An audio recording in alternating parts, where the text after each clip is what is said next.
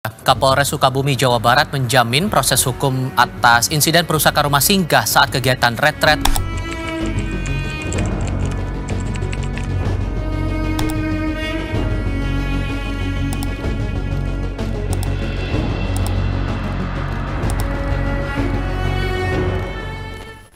Lagi dan terus terulang, kasus atau berita tentang kurangnya toleransi di negara kita ini masih aja bermunculan.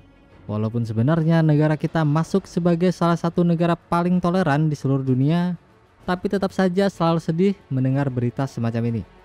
Dan entah kenapa, timingnya sangat pas, yaitu berlanjutnya serial anime Dadadan yang bercerita tentang dua karakter, yaitu Ayase Momo dan Takakura Ken atau Okarun, yang mempunyai dua kepercayaan berbeda. Momo mempercayai roh halus atau hantu dan Okarun mempercayai alien. Dan uniknya, Dadadan ternyata menyimpan segudang pelajaran penting soal toleransi. Kenalin, nama gue Putra. Di video kali ini, bagaimana jika kita coba belajar tentang toleransi dari serial Dadadan di segmen Belajar dari Karya.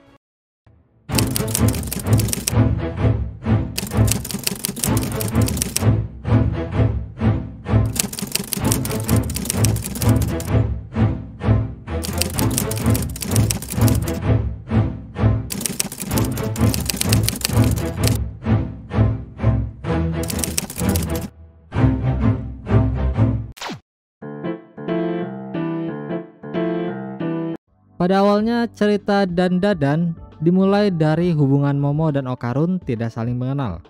Sampai suatu momen di mana Momo menolong Okarun yang mendapat pembulian di sekolahnya. Okarun yang merasa diselamatkan ingin bisa lebih dekat dengan Momo. Tapi sayangnya Okarun yang kikuk malah memulai dialog yang cukup buruk. Ia malah membahas teori konspirasi alien yang jadi kepercayaannya. Dan secara kebetulan Momo tidak mempercayai konsep alien, tapi ia mempercayai konsep hantu karena neneknya adalah seorang cenayang. Perbedaan keyakinan tersebut membuat mereka berdua berkonflik hingga saling menantang satu sama lain, dan berujung pada situasi yang membahayakan mereka berdua. Penulis juga seorang penyintas Holocaust, Elie Wiesel, pernah mengatakan, fanatisme membuat orang menolak mendengarkan keyakinan orang lain, dari sanalah kebencian dilahirkan. Polisi menetapkan 7 orang sebagai tersangka dalam kasus perusakan rumah yang digunakan untuk ibadah di Sukabumi, Jawa Barat. Cerita serial Dadadan sangat terlihat banget dengan beberapa kasus toleransi di negara kita. Hanya karena berbeda keyakinan dan menolak mendengarkan atau membiarkan keyakinan orang lain yang membuat konflik terjadi dan terus berulang hingga saat ini, bahkan mungkin tetap ada di masa depan. Semua itu terjadi ketika suatu keyakinan hanya dijadikan sudut pandang mutlak, yang membuat seseorang menutup telinga terhadap keyakinan orang lain. Situasi tersebut yang membuat pintu dialog akan tertutup dan hanya meninggalkan ketidaksukaan bahkan sampai kebencian. Kembali ke cerita Dadadan, serial ini tidak hanya sekedar hiburan semata. Karena serial ini juga mengajak kita mempelajari jika perbedaan, entah itu kepercayaan, bukanlah menjadi alasan kita untuk berkonflik.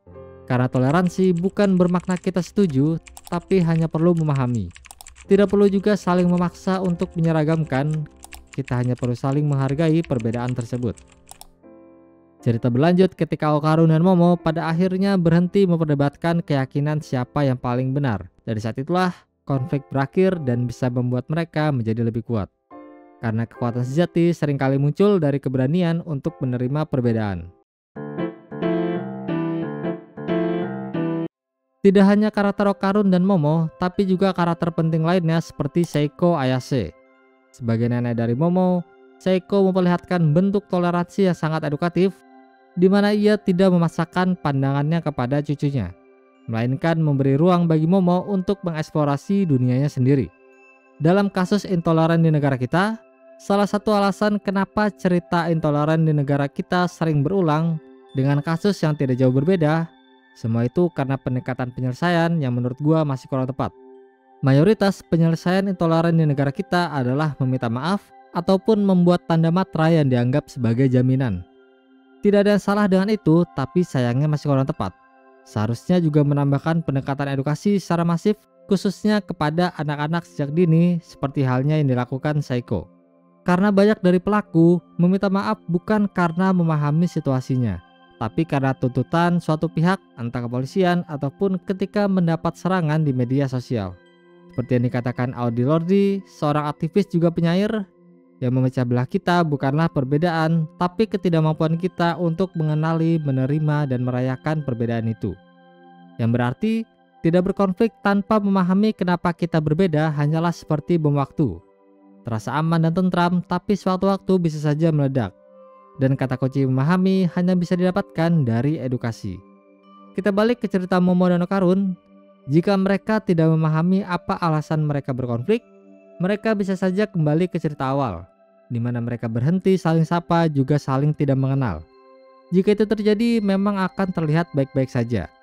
Tapi ternyata mereka mencoba untuk memahami, dan ketika mereka saling memahami juga menghargai keyakinan masing-masing, hidup mereka dipenuhi dengan keindahan, di mana mereka saling berbagi kegembiraan, saling bertentangan tangan, bahkan saling mencintai. Penyair dan aktivis Maya Angelou pernah mengatakan, saatnya orang tua mengajarkan pada anak-anak sejak dini bahwa dalam keberagaman terdapat keindahan dan kekuatan.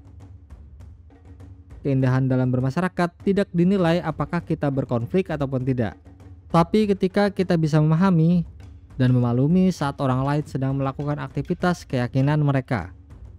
Situasi tersebut bisa terjadi ketika anak-anak kita mulai diajarkan sejak dini jika ternyata ada banyak sudut pandang berbeda, dan membuat mereka terbiasa memahami serta menghargai tanpa harus takut keyakinan yang ia pegang memudar. Kita juga harus ingat jika kita mempunyai semboyan negara yang luar biasa, yaitu Bhinneka Tunggal Ika, yang mempunyai arti berbeda-beda tapi tetap satu jua.